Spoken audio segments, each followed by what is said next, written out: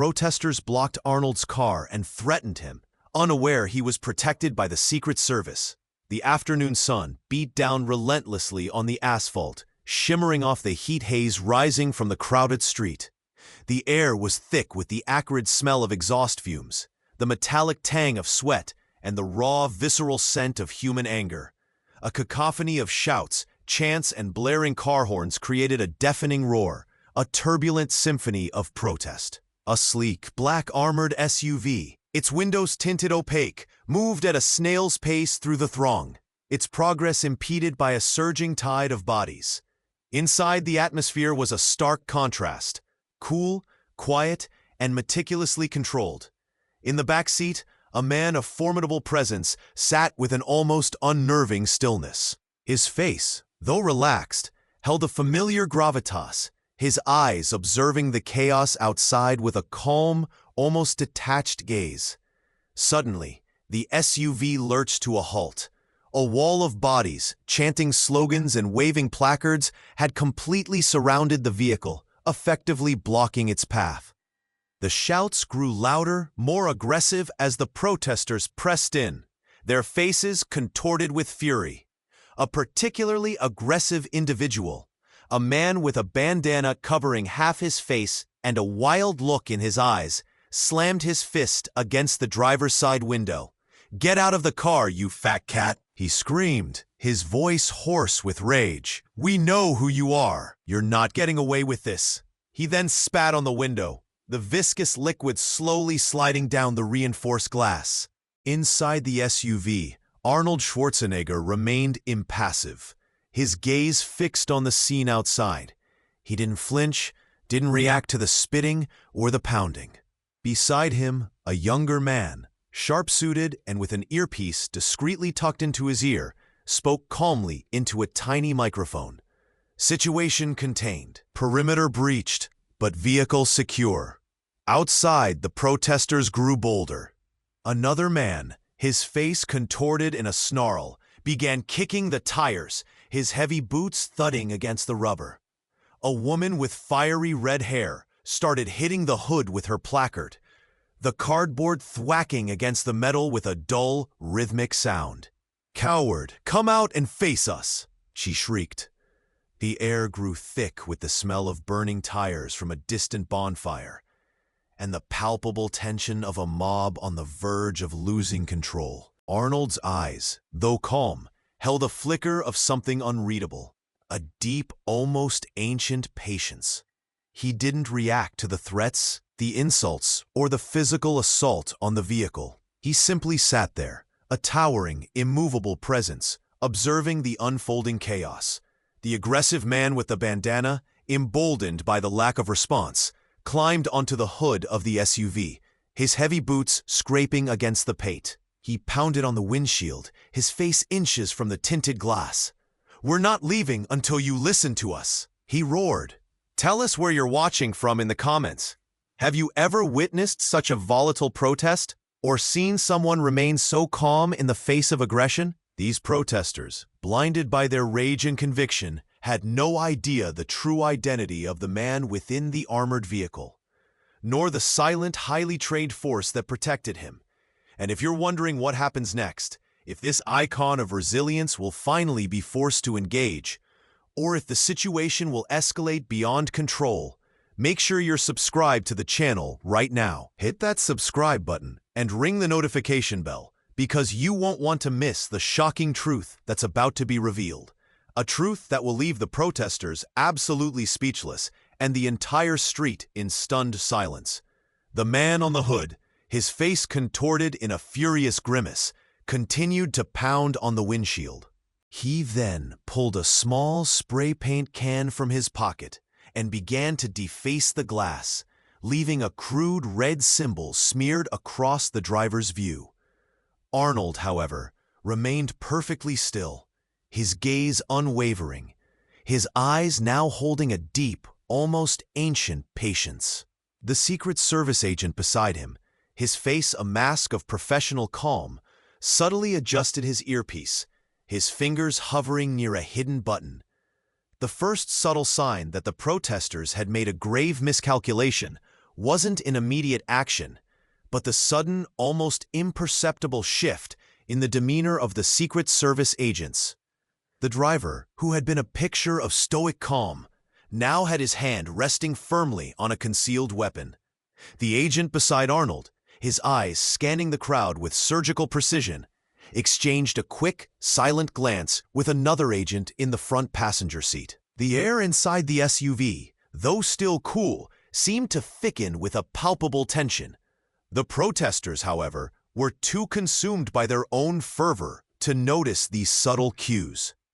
The man on the hood, having finished his spray painting, now began to jump up and down, trying to rock the heavy vehicle. Suddenly, a voice, calm and authoritative, boomed from a hidden speaker mounted on the SUV. "This is an official warning. Disperse immediately. You are in violation of federal law." The voice, though amplified, was devoid of emotion, a cold, hard statement of fact. The protesters paused, momentarily startled by the unexpected sound. The man on the hood stopped jumping, his head cocked to the side. Then the tinted windows of the SUV, with a barely audible whir, began to lower just a fraction of an inch, revealing a glimpse of the interior.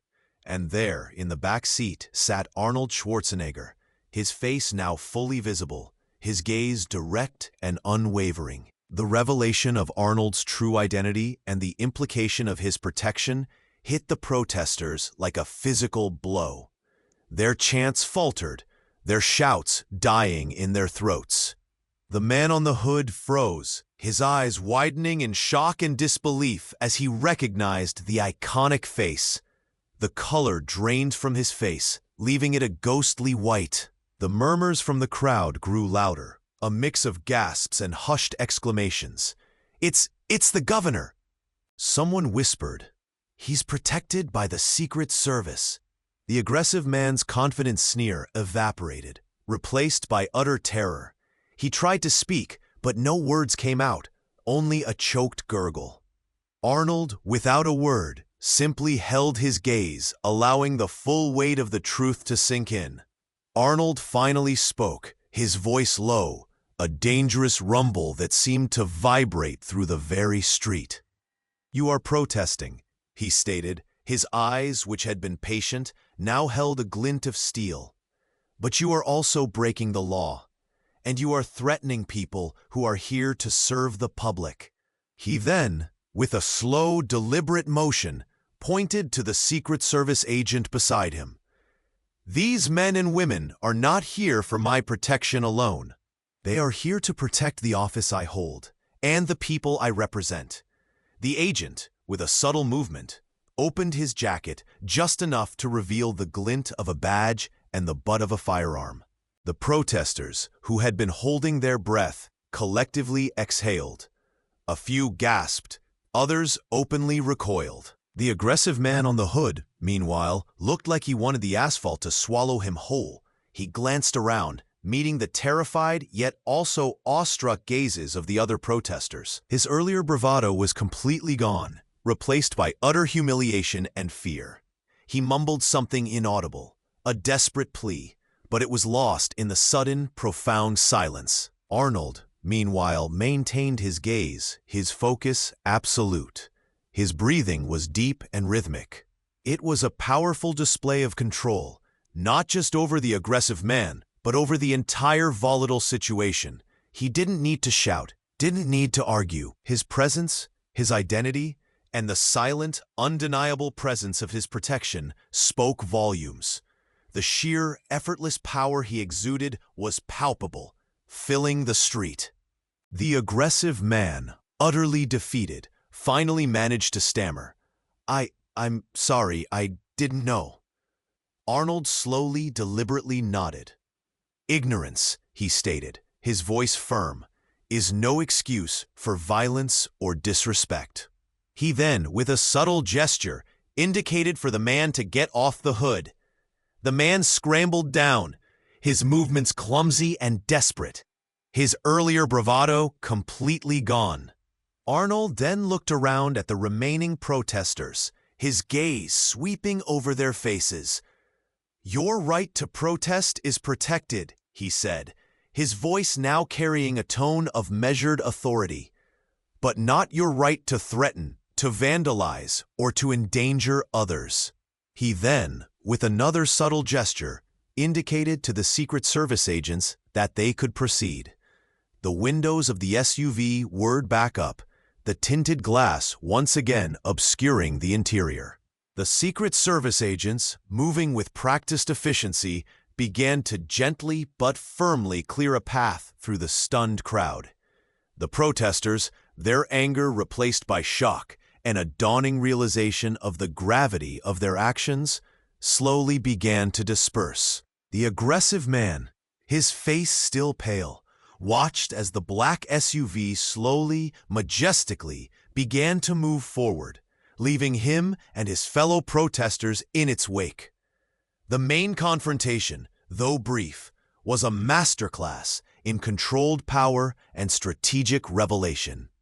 Arnold's calm demeanor, contrasted with the protesters' escalating aggression, highlighted his absolute control. When they threatened him, he didn't retaliate with violence. He simply revealed his identity and the presence of his protection, instantly diffusing the situation. His technique wasn't brute force, but the precise application of his authority and the silent, undeniable power of the Secret Service. The protesters' desperation grew with each passing second, their attempts to assert dominance crumbling under the weight of Arnold's unwavering presence and the silent threat of federal intervention. Their initial provocations were met with stoic calm, then a quiet, almost amused patience. The crowd's reactions shifted from angry fervor to outright shock, and then to a collective sense of fear and awe, as their aggression backfired spectacularly. Arnold's control was evident in his continued stillness, even as the protesters ranted and physically assaulted his vehicle. He demonstrated that their words and actions held no power over him, that his purpose was to continue his duties, not to engage in a street brawl. His superiority wasn't just physical. It was a superiority of character, of calm resolve against chaos and aggression, backed by the formidable power of the state. The climax of the confrontation wasn't a shouted argument, but the quiet, devastating revelation of his identity and the glint of a badge. It was a moment of pure, unadulterated truth that instantly shattered the protesters' illusion of control. The silence that followed was more impactful than any explosion, allowing the full weight of their error to sink in. Arnold, as the SUV slowly pulled away, looked out the window at the dispersing crowd. He turned to the Secret Service agent beside him. "Sometimes," he said, his voice low, "people need a reminder that there is a difference between passion and chaos, and that true change comes from dialogue, not destruction." The agent nodded, a look of understanding on his face. The complete defeat of the aggressive protesters was absolute. They weren't just dispersed. They were humbled, their anger replaced by a dawning realization of their misjudgment. The change in crowd perception was immediate and profound. The street, once a scene of volatile protest, slowly returned to a semblance of order, imbued with a newfound respect for the authority that had just been displayed.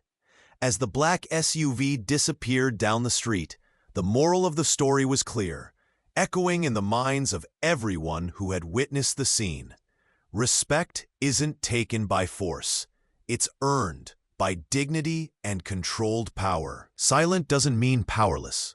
Sometimes the quietest person carries the greatest strength, a strength that can diffuse any situation with just a look, a word, or the silent, unyielding presence of authority.